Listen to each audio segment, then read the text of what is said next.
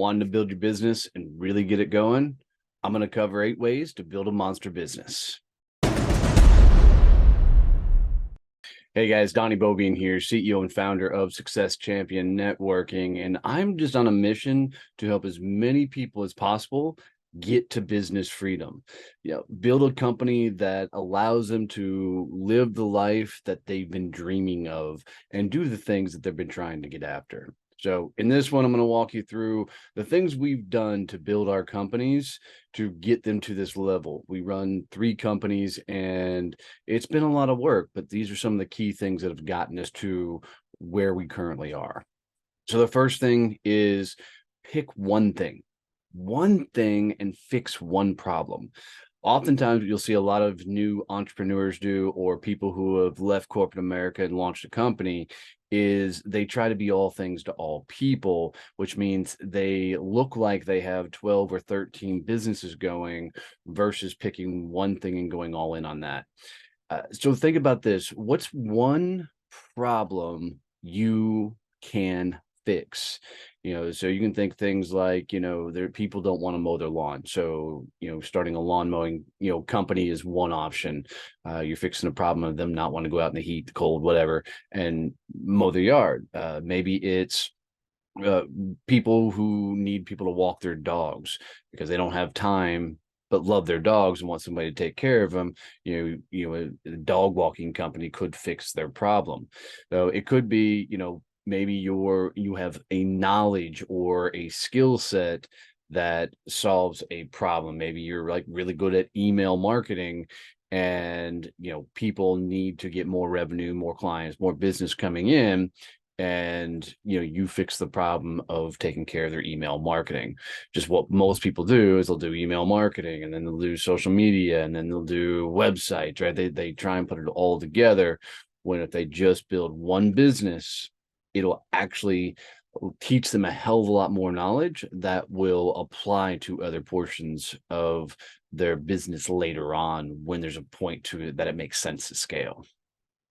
Next thing you need to know is why people want this problem fixed. You really need to understand that, okay, I can fix the problem, but why do people want that fix? Why do they want it better? Why does that problem need to be fixed for them? So this is where you really get to know your clients, your customers, the people you want to sell to them, and understand what's their passion behind the thing that you're selling. So if it's lawn mowing, maybe they don't want to go out, and maybe they're in a community that all their stuff has to be bagged up, or all their leaves have to constantly be taken care of, precisely manicured. I can tell you, like me, I don't want to learn about grass. Right? I have no desire to learn how to make the grass grow better. More than happy to have somebody take care of that stuff for me. So, maybe it's dog walking, if it's so you think about it, luckily for me, I've got pastures, so I can just cut my dogs loose and let them run. But there are a lot of people that are in the inner cities, maybe an apartment complex or those type of communities, and their dogs need to be walked. And so, they don't have time to do it because of careers, lifestyle, or the like.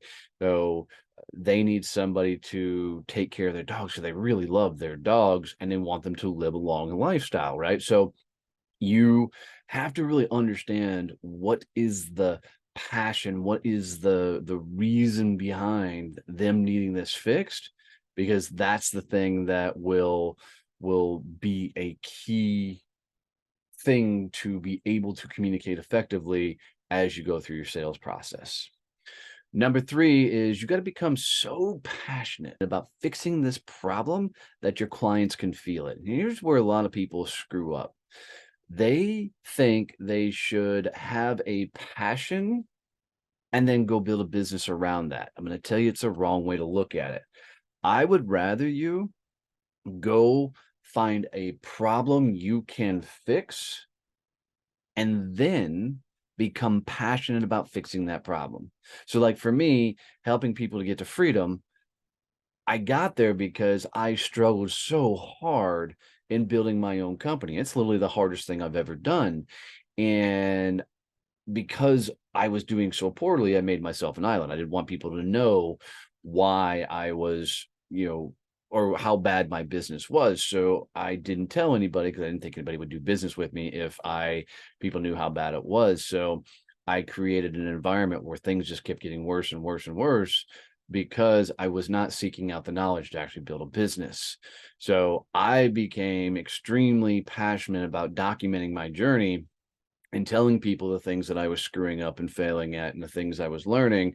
And this allowed me to uh, start teaching. And I got so passionate about doing this that we were able to build all three companies on the back of we are going to help as many people get to freedom as possible. And that's a whole thing behind Success Champions and Success Champions Networking, Badass Business Summit, and Champions Table Masterminds. It's all around this idea of getting people to freedom. So you've got to get extremely passionate about the problem that passionate specifically about fixing that problems, right, for your clients, right? Don't worry about turning a passion into a business. Get passionate about what you're fixing and the fact that you can fix it. Okay. Number 4 is become the face of the company. Look, in this day and age, is social media is here. It's not going anywhere anytime soon. And never in the history of the world have we been in such a cool space to where building a business, selling, and everything has the scalability, the access that we're in right now. I mean, think back in the day when we grew up, or you go back to the early days where there was only radio. I mean, you had to spend a ton of money to advertise and get to your perfect clients, man. You're in a day and age that you can put out one video, one thought, one post, and people can, go, hey, that's what I need, and buy from you. Everybody was worried about going viral. It's not about going viral. It's about putting yourself out there so that people can understand what your passion is for that fix and go, hey, that's something I'm interested in. And look, I don't care what CEO of some major companies out there, the biggest names in the world have a personal brand. And there's a lot of people, people talk about guys like Gary V. A lot of people are like, Gary's doing all this content and stuff like that, but nobody knows what the hell his business is. You look at somebody like Tony Robbins, and people are like, oh, he's a motivational speaker. No, Tony has 101 companies to like $7 billion freaking dollars, right? He's a good businessman. Whether you like his shit or not, it doesn't matter. He's good at business. He became the face of the company. And in this day and age, if you really want to build a massive business, you got to put yourself out there, get on stages, get on social media, get on podcasts, get on the news, PR, be out front of your business, because people buy from people, not companies, not brands, right? Especially when you're first starting out, so be the face of your company. Number 5, being that face of that company builds community. So number 5 is build a community. So here's what I can tell you is you've got to have some your own personal beliefs that you can put into the marketplace that is your deciphering of the things and the knowledge that you've learned. My buddy Eric always says, Eric Rogel says, knowledge has to become wisdom, and it becomes wisdom when you can pass it on to others. And I love that thought process. So your wisdom has to be shared with other people, and that's how you build a community. But here's the trick: you can't try and please everyone. Your beliefs have to be solid. I put out a post this morning that said, don't sell to broke people, right? Just broke people, selling to broke people who can't afford your services, people that, won't do the work or won't, benefit from doing things from you. They're going to do nothing but drag you down and actually keep you from knowledge. So, in putting that, I pissed some people off. They're like, but you guys should help broke people. No, it's not my world. It's not my game. Broke people, when they can go lace up their own boots, get to work and figure shit out, then I'm here to help. But until they decide they're going to get after life, there's nothing I can do for them.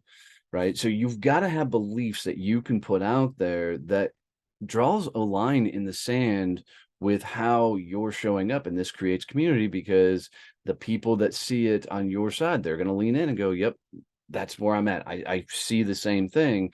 And controversy builds communities. I'm telling you, I'm not saying go purposely piss people off or purposely create controversy. What I'm saying is stand in your beliefs and don't let people and don't waffle when people disagree with your beliefs. Stand in them hard, and that builds a community. And once you have that community, man, things get really, really fun. In this day and age, community is freaking everything because that's where majority of your business will actually come from.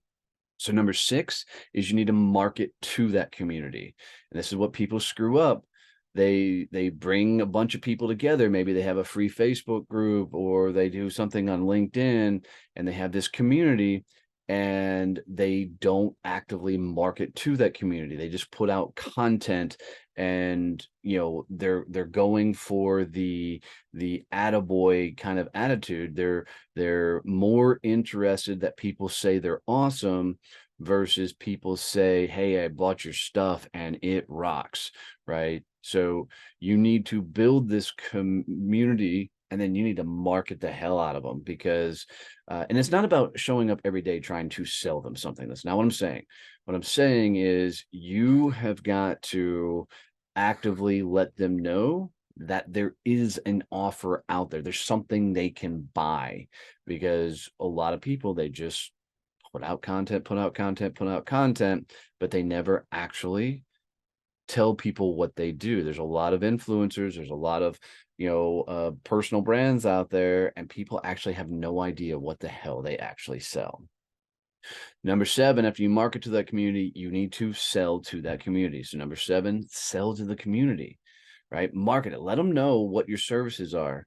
But sales happens oftentimes in the conversations, right? So if you're selling freaking uh, lawn care, you need to build that community of people, and maybe that's doing some sort of local events, vendor type thing, and bringing people together. But then you need to market to that community. Maybe that's dropping flyers on the doors. Maybe that's proactively knocking on doors. But you need to actively sell to that community. Like if I was going to build a landscaping company, I would take a lawnmower, right? And I'd go knock on doors. And if they didn't answer, I'd leave a pamphlet behind me and I would hit as many doors as I possibly could. And then I would understand really quickly that how many doors it would take for me to knock on before somebody said, yes, I can mow their lawn. Okay. And then when I mow their lawn, I'm going to make sure that thing is so manicured that they talk about it to others. But I'm going to proactively get into that community and sell to them. Okay. And leverage them into future sales. But you've got to proactively sell to them, guys.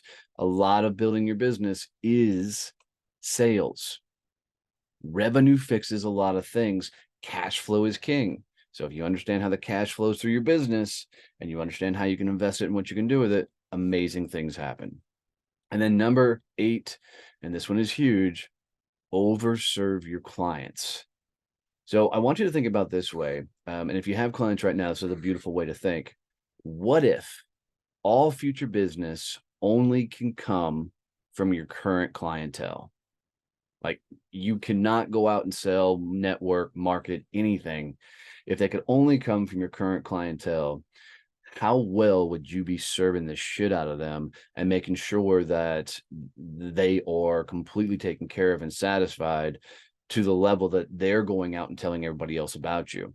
You're over serving your clients when they tell others about your product or service. And that's the win, right? That's the ability to grow a business very fast, is by serving them so well that they become your champion. They become the person that is telling everybody else about you.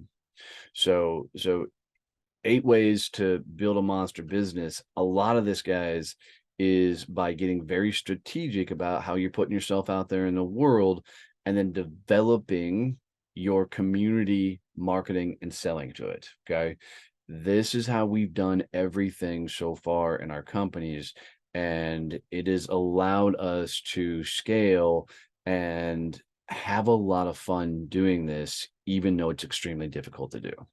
So if you got any value out of this, guys, do me a favor. Please make sure and subscribe below, ring the bell, comment below with what your thoughts and takeaways are on this, and share this out with one person that you think would find this valuable. And as always, love you, mean it. See you. Bye.